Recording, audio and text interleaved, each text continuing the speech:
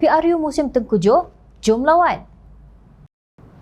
Pengerusi Pakatan Harapan Datuk Seri Anwar Ibrahim menegaskan tindakan membubarkan Parlimen dalam musim banjir bertentangan dengan kebijaksanaan yang dipamerkan yang di-Pertuan Agong, nasihat pakar kaji cuaca serta luahan suara ribuan rakyat Malaysia. Bagaimanapun beliau berkata Pakatan Harapan siap siaga menghadapi pilihan raya umum ke-15. Kita bersedia melawan, menentang gerombolan yang merompak mandat PRU lalu. Kami bersedia untuk bertempur menjamin masa depan yang lebih mampan, sejahtera, bahagia dan yang menghendaki Malaysia yang lebih rahmah, kasih sayang. InsyaAllah jika kita berjaya memimpin, janji akan ditunaikan dengan ikhlas dan tanggungjawab, ujarnya dalam satu kenyataan. Menurut beliau, pihaknya menerima sepenuhnya keputusan yang di-Pertuan Agong dalam memperkenan Parlimen dibubarkan kerana baginda bertindak berdasarkan peruntukan kuasa yang ada seperti yang termaktub di dalam Perlembagaan Persekutuan. Namun apa yang dipersoalkan adalah niat di kalangan yang mendesak dan memaksa pembubaran ini. Menurut beliau, seluruh ahli kabinet dengan 72 orang pimpinan kononnya terpaksa tunduk kepada satu keputusan yang sangat dikesalkan. Beliau menyifatkan pilihan raya umum pada musim banjir merupakan suatu penghinaan kepada lebih 20 juta pengundi yang berhadapan dengan kos sara hidup yang tinggi, kehilangan pekerjaan dan ancaman banjir dan perubahan cuaca. Pakar-pakar sains dan kaji cuaca menganggarkan hujan akan bertambah dan negara akan dilanda banjir. Apa jenis manusia? Apa bentuk parti politik?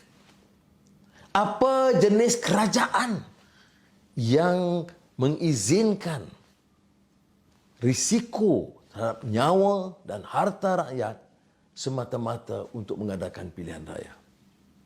Maka jangan tertipu dengan sikap kerajaan yang mengatakan kononnya pilihan raya itu diadakan untuk mengembalikan mandat. Bidasnya, memang mandat wajar dikembalikan selepas pengkhianatan langkah Sheraton yang lalu, kata Anwar.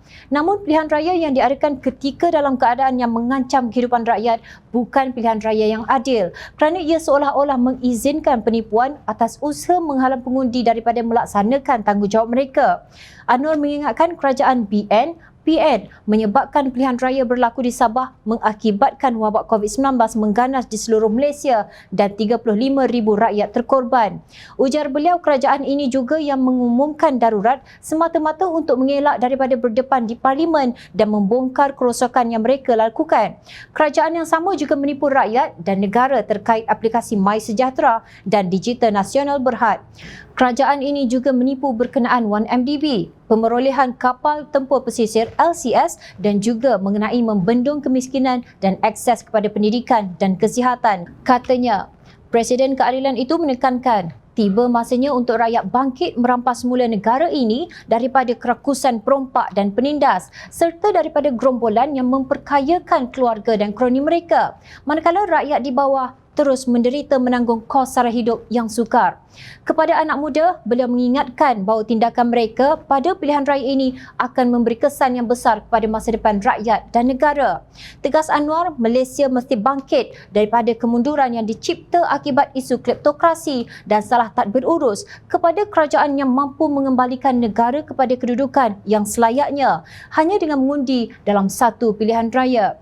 Sementara itu, Pengarah Komunikasi Amanah Khalid Abdul Samad berpendapat pembubaran Parlimen oleh Yang di-Pertuan Agong atas permintaan Perdana Menteri semalam membuktikan bahawa Datuk Seri Ahmad Zahid Hamidi yang sebenarnya berkuasa di negara ini dan bukannya Datuk Seri Ismail Sabri Yaakob. Oleh itu, apabila kempen pilihan raya berjalan nanti, walaupun muka Datuk Seri Ismail Sabri mungkin ditayangkan sebagai calon Perdana Menteri, bukan dia yang akan berkuasa kelak. Datuk Seri Ahmad Zahid tetap berada di driver seat dan beliau akan menentukan jalan dibuka seluasnya untuk bukan sahaja beliau tetapi juga Datuk Seri Najib Razak akan kembali berkuasa dan negara akan sekali lagi dikuasai golongan kleptokrat atau perompak dan penyamun ini, tegasnya.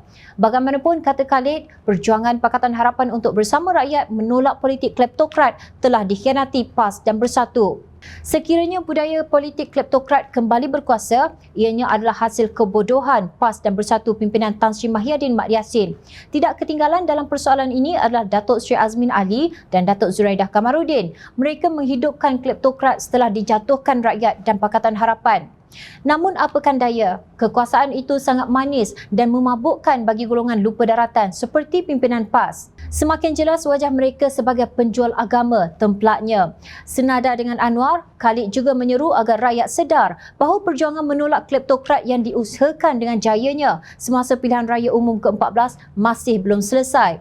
Oleh itu, rakyat perlu faham senario ini dan membuat keputusan yang tepat dalam pilihan raya umum akan datang agar kita semua tidak tertipu lagi akan kehendak perompak dan penyamun untuk terus hidup dan terus menyakau wang negara.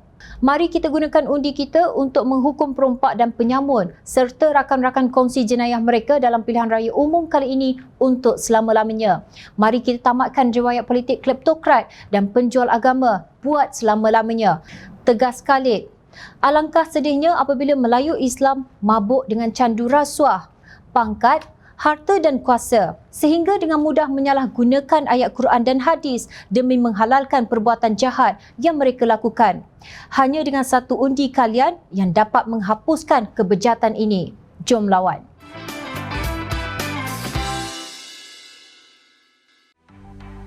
Mencari maklumat dan berita politik yang bebas, kupasan yang tepat, panas. Dapatkannya secara eksklusif hanya di Jom Channel. Komitmen kami, rentasan berita Isnin hingga Jumaat. Berbicara dan isu semasa, kami garapkan secara langsung. Panel-panel berkaliber dan profesional. Interaktif, pandangan anda kami raikan. Jangan lupa bersama kami di setiap hujung minggu dalam edisi khas mingguan. Jom Channel, moving forward, sharing a new experience.